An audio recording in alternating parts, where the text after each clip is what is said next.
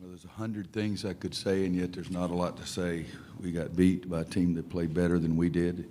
Got beat by a team that the head coach coached better than I did. These two guys up here have given me so many thrills and have taken me for so many unbelievable rides. That's the overwhelming feeling that I have right now. It's one of sorrow and sadness because we didn't play as well as we wanted to play. I didn't picture it ending like this. I pictured it ending with these guys having a huge smile on their face, but that's not college basketball. I congratulate Billy and his club. I told him I was really happy for him personally, and I meant that from the bottom of my heart. We had a difficult time. We went about a 6-minute stretch there where I was just figuring it up in the stat sheet. We were 0 for 6 and 3 turnovers, or 0 for 7 and 3 turnovers in a 6-minute stretch from like 11 minutes down to 11:37, 11:27 down to 6-something, and 5 to 6 minute stretch there that we weren't very good. And then we were playing from behind, and I've done a poor job of getting these guys in what they need to do at that point. So it's, again, it's on me. But, you know, in coaching, you have some great moments. You have some tough ones. And these two guys right here particularly been involved in some of the greatest moments I've ever had. And right now, I'm very appreciative for them. And I can't think of any time where I'm sadder. So if you guys will ask questions to players first so they can hustle on back and get showered, that'd be great. First question to our left, middle of the room. Again, please let us know if it's for Joel or Theo. It's actually for both. Kiara Luck of Black Sports Online. As you guys know, fans are outpouring their love for you guys and thanking you for the years that you played. And Marcus Page just tweeted that, you know, he remembers you guys coming in as freshmen, dancing and yelling and arguing 24/7. And he thanked you guys for what you've done for UNC. What do you say to fans as your last time playing ball for UNC? Joel. I wish it wasn't my last time. I've had so much fun here, and I really felt like coming to North Carolina really turned my life around and changed me into a young man, and I think that's the most important thing. And just thinking about coming in freshman year and, you know, with a short haircut and not looking good on the court, and then to now, I mean, I just got to thank my teammates and thank my coaches for believing in me and having the confidence in me. And like I said, it's just been a lot of fun. But, you know, everybody sees what happens on the court. But, you know, the biggest thing for our program is for coaches to develop players and get the best out of them, but also at the same time make sure that he's continuing the morals and values that our parents taught us when we were in high school. And that was the biggest thing that my mom wanted Coach to do, and I think that he did that for me. And so more than anything on the basketball court, I appreciate Coach for doing that. Theo.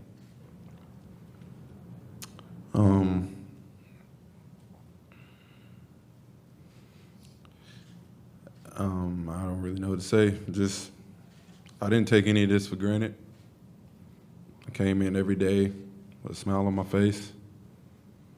I wanted everybody to have a smile on their face, even on the lowest of lows when we were going through stretches where we were losing. And I always came in and tried to be that spark as far as that, putting a smile on everybody's faces. And I know we don't have that right now, but that's because these three up here were competitors. But at the end of the day, I know everybody knows me. I'm always smiling and stuff, but like it's tough, but it's life. First row right in front of us. Freelander, North State Journal. Joel, you guys got off to a strong start, and I believe it was up 20-13. What changed after that and brought on the stretch that Coach was talking about?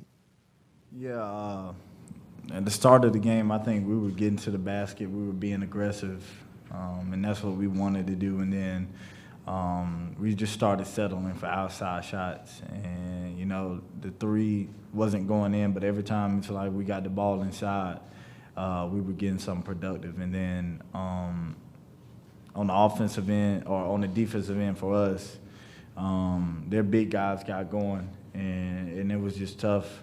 It was tough to stop them, and then they would score, and then we would go down and shoot an outside shot and miss, and then they'll come back down, get the ball inside, and shoot it right at the basket. So I think that we just stopped being aggressive after we got the lead, and that's why everything turned around.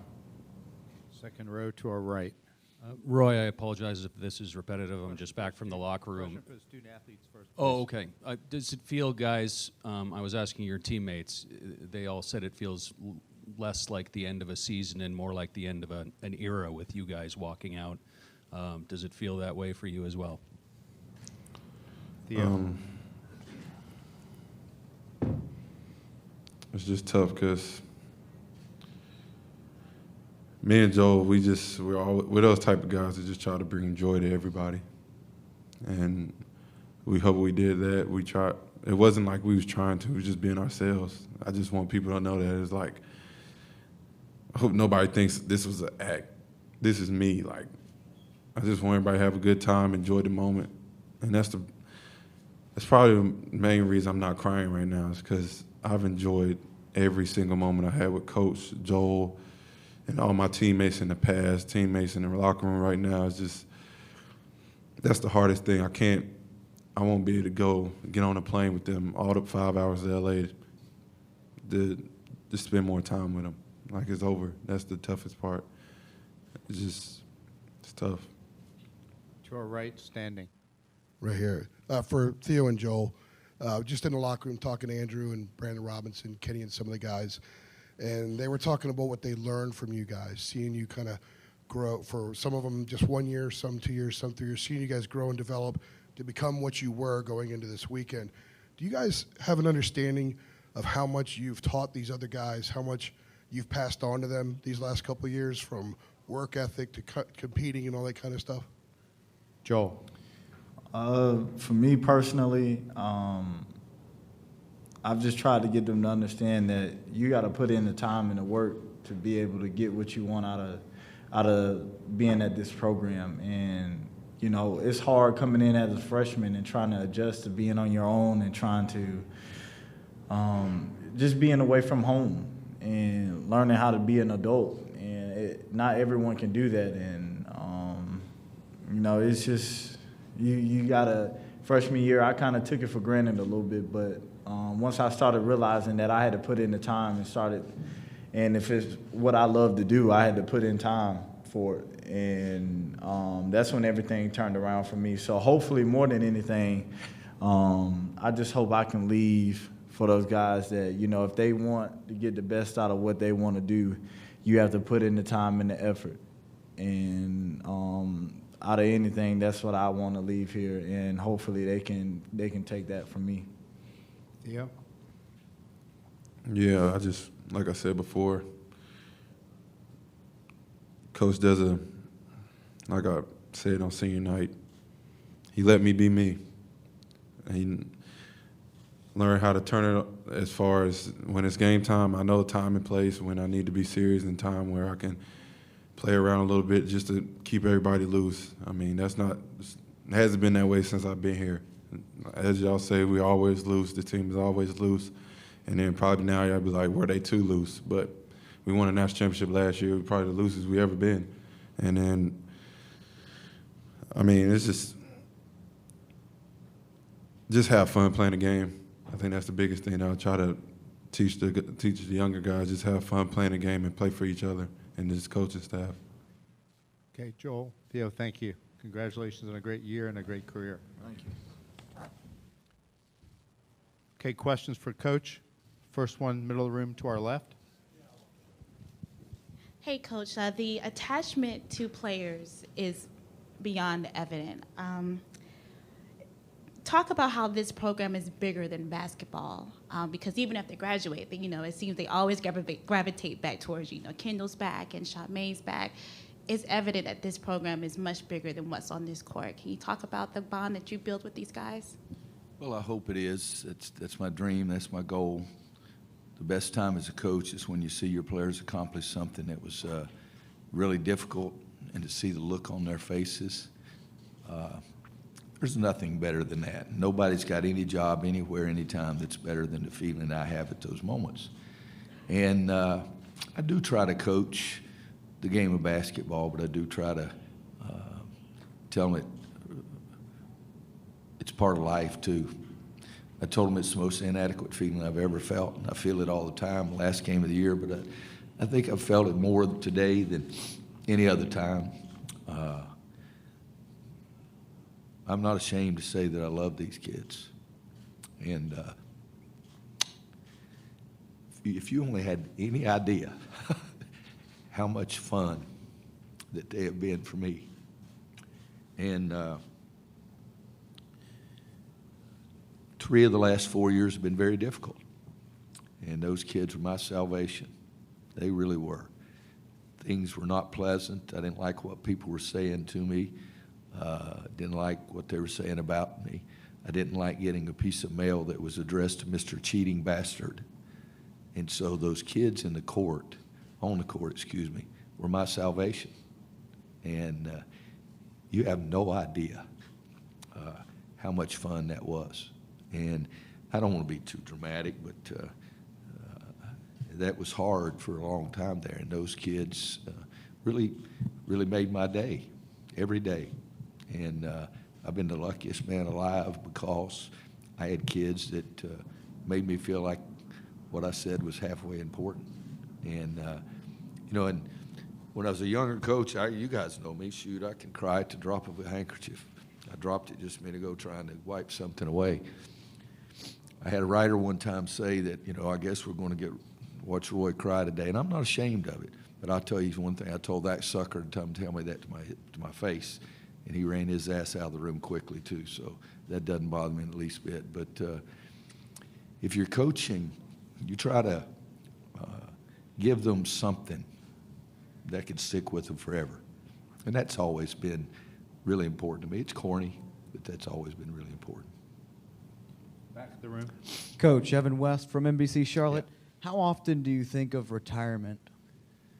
The last 30 minutes. I don't do that, guys. I think about the next practice, the next game. One of my best friends in the world, Jerry Green, asked me when I was Coach Smith's assistant, what's your 5-year plan, your 10-year plan? I said, I've never have one, never will have one. I try to coach and do the best I can today and hopefully get a chance to do the same thing again tomorrow. I realize I'm 67. I mean, I can't run up and down the sidelines. I can't get out and demonstrate like I used to, and I wasn't a very good player, but I could demonstrate what I wanted to. So, no, I don't think about that. I think about jumping off the top of the building right now, but I don't think of retirement.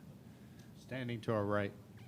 Coach, along the lines of what I asked Theo and Joel, how much satisfaction do you get out of watching two guys like that grow and mature and pass that on to the younger guys the way they were just talking about in the locker room? Well, I get satisfaction out of that, but I got a lot more satisfaction out of them talking about those things last year after we won too. But I want to give them some things. My high school coach told me, said, you give coach a guy and you can see some things you gave him 30 minutes later, and it's your job to make sure it's something positive. So that's me. But I have a desperate, probably not a good word, I have a desperate desire to win, and to see the looks on their faces in that locker room as opposed to what I looked at a few moments ago. Back to the room right. Roy, how much did their zone, or why did their zone bother you so much? And when they weren't in it in the second half, did that surprise you a little bit? Well, it bothered us a great deal, and I was surprised because we've handled some pretty good zones pretty well. And we've shot the ball really well. I've always talked to you guys about having great balance, and I thought that was the most important thing on the offensive end is being able to score inside and outside. And we've been way too far to the perimeter shot. Every big game in the NCAA tournament, every game gets a little bigger. I mean, last year people thought it was an ugly game, and it was if the only thing you care about is field goal percentage. But when you're playing for the national championship, there's a little pressure on the kids, and perhaps my guys got a little more pressure today than I wanted them to have. Because being a basketball player in North Carolina carries some responsibility with it. And but no, you go back and look. I don't know that anybody's really hurt us with the zone, and we didn't change anything the last 48 hours. But when the shots didn't go in early, I really jumped them at one point because, God, we had never gotten the basketball inside. And, you know, go 1 for 13 from three and then miss a wide open one to first or second possession, second half, and they make 2 of them. It's hard to keep the guys up. Back of the room, left, standing. Roger Rubin from the Fieldhouse. Roy, your last answer sort of gives me a couple of questions. The first one being, when you talk about the pressure that a Carolina basketball player is feeling today, are we talking about a pressure that comes from within, or are we talking about a pressure that came from Texas A&M? Oh, I was talking about pressure that comes from within. You know, if we lose 2 games, people jumping off the boat and think we're about to go wacko or something other. But we stay the course pretty much the whole time. But there is, I mean, we've won. I like that pressure. People ask me, does it bother me? Hell, there's no person ever. My boss is sitting right down there, and Chancellor, they've never put any pressure on me like I put on myself. So, no, I think it's you feel a responsibility. I feel a tremendous responsibility to be successful, yes, but I do it myself. In terms of the dynamics that affected the game today, did you see Texas A&M as, I mean, did you find that their size affected you? Well, you watched the game. I mean, they blocked 70,000 shots. Come on now. It was a more difficult game for us inside, which we knew. You know, and let's make sure we don't do one thing. Let's just don't say that North Carolina screwed this up or North Carolina didn't do that. You know, Texas A&M is pretty doggone good, and they did some good things, and they did what they did to us inside early in the game.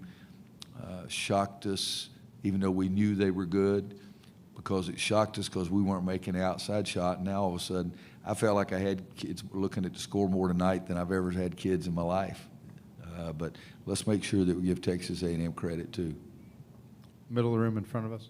Just to follow up on that, Roy, it did feel like yesterday you saw a little bit of this coming in terms of the matchup for you guys and their size. I'm sure you take no solace in being right, but it did seem like their interior play got the best of you. Well, they did. You know, we've beaten up a lot of people over the years because that's been extremely important to us, and tables were really reversed today because we've been able to mask the problem all year long by making enough jump shots and getting to the free throw line, doing some things, and we weren't able to do that today. And Joe, you've seen probably most of the games, if not all the games this year. I'd say it's probably the only game where somebody just dramatically handled us inside, or maybe at a higher level. But they were good. I mean, I tried to recruit Tyler Davis early and Robert Williams. I mean, nobody jumps any higher and blocks more shots than that guy does. And I still think that Garrison, Sterling, Huff, and Walker, those guys are going to be good players. I've said a couple of times the last couple of weeks that the kind of guys we have when they're juniors, sophomores, I'll say, because that means next year too, sophomores, juniors, seniors, they're able to handle some of the more gifted freshmen. Well, today they had guys that weren't gifted freshmen. I mean, Tyler and Robert have been around a while, but, you know, I think our guys are going to be good, but today was a fear, you know, and I guess we've dodged it quite a bit all season long. Again, middle of the room. Coach, you play in a tough conference, one of the toughest conferences in America, and then last week you had a grueling week getting all the way to the championship game, and then you have to come back and do it again. Do you think that ever takes a toll on your team or maybe the teams in the conference based on what happened to Virginia and what happened to y'all today? You know, I don't know. It's maybe because I'm not that deep a thinker, but I didn't think we had fresh attitude or fresh legs either one today. I told them I hate some things about summer basketball. I love other things because it gives kids a chance to be seen, and I think they're far more positive than they are negative. But I watched a game one time where one of my guys that I eventually got made one of the stupidest blankety-blank plays ever right before the end of the game. They lose. And they come over and the coach says, all right, guys, grab your stuff. We're on court 3 in 1 hour. You know, I don't like that because winning, by God, is important. And if you make mistakes, I want you to feel badly about it. So, you know, it's more teaching and training. But I did feel like, and one of the coaches even said they were acting like it's a summer league game. well, we got another game, in an hour or so. But I don't have an answer for why we didn't feel like we were at a high level physically. I don't have an answer for why we didn't feel like we were high level mentally.